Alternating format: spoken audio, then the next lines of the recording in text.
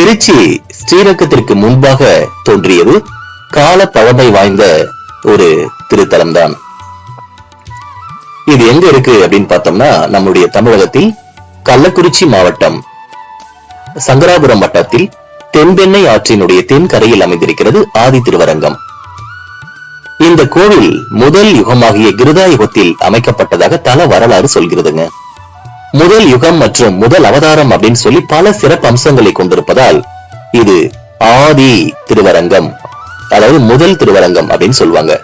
இந்த கோவில் 3 முக்கிய பாக்கியங்களை நமக்கு வழங்கி கொண்டிருக்கிறது.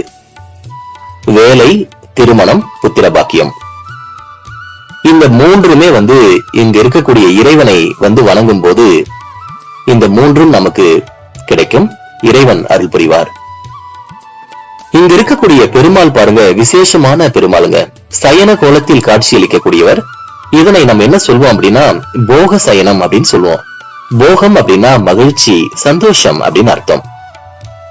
அவருடைய இந்த திரு உருவம் தமிழ்நாட்டில் இருக்கக்கூடிய சயன கோல பெருமாள்களில் பெரியது.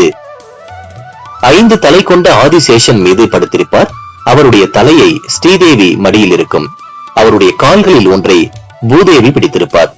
மற்றொரு கால் ஆதிசேஷனுடைய வாள் மீது இருக்கும். அவருடைய தோள் பட்டையை கருட பகவான் தாங்கியிருப்பார். இடதுகை விரல்கள் 4 வேதங்களை குறிக்கும். வயிற்றுக்கு மேலாக பிரம்மன் காட்சியளிப்பார். இந்த 4 வேதங்களை பிரம்மாவிற்கு எடுத்துரைப்பதாக வர்ணிக்கப்படுகிறது. வேதங்களை உபதேசிப்பதால் இந்த காட்சியை பார்த்தால் உத்தியோக பிராப்தம் கிடைக்கும். இது அனுபவ உண்மை. மேலும் தம்பதி சமேந்தராக பெருமாள் காட்சியளிப்பதால் சந்திரனுக்கு சாப விமோசனம் கொடுத்து அவர் மனைவியுடன் சேர்ந்ததால் திருமண யோகமும் கிடைக்கும். கிருதாயுகத்தில் சுரத கீர்த்தின்னு சொல்லக்கூடிய தொண்டை மன்னன் நாரதரின் ஆலோசனைப்படி இங்கு தன் மனைவியுடன் வணங்கியதால் 4 ஆண் பிள்ளைகளை பெற்றதாக வரலாறு இருக்கிறது. இதனால் புத்திர பாக்கியம் கிடைக்கும் என்றும் நம்பப்படுகிறது. இந்த கோவில் கிருஷ்ணருக்கு விருப்பமான தலமாக இருக்கும்.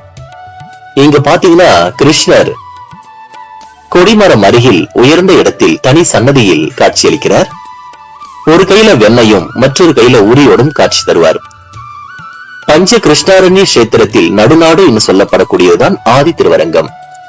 கிருஷ்ணர் பெயரால் விளங்கக்கூடிய காட்டில் அமைந்திருப்பதால் கிருஷ்ணாரண்யம் என்று பெயர் கூட பெற்றிருக்கிறது. தமிழ் இலக்கணம் இலக்கிய முறைப்படி பாருங்கள், காடும் காட்டை சார்ந்த பகுதியில் இந்த திருத்தலம் இருப்பதால் இந்த நிலம் முல்லை நிலம் என வழங்கப்படுகிறது. காட்டை சார்ந்த பகுதியில் முழு முதற் கடவுள் கிருஷ்ணர் இருப்பதால் கிருஷ்ணருக்கும் ஒரு தனி சன்னதி இந்த கோவிலில் இருக்கிறது.